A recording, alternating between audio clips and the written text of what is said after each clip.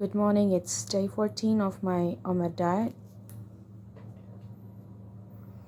Today's weight is 76.8. Hello, and I did not cook myself today. I actually ordered a thali from a restaurant, and I'm starting to feel really guilty about the whole thing that I ate something so unhealthy, and it happened because I was so hungry and I was so tired. So I've decided that I am going to bulk cook everything. It's so important that I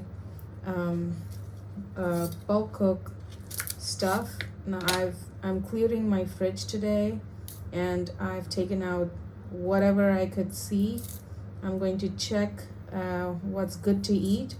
I'll cook everything and I'll just store it in the refrigerator so that I always have something ready to eat, that I just have to like reheat it and eat it.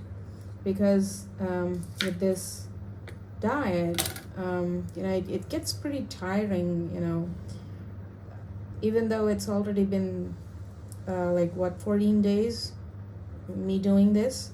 Initially it wasn't so bad, but I'm starting to feel the effects of this diet. Like, I'm really low on energy every day. So the best thing that I could do is just have pre-made meals and just assemble every single day.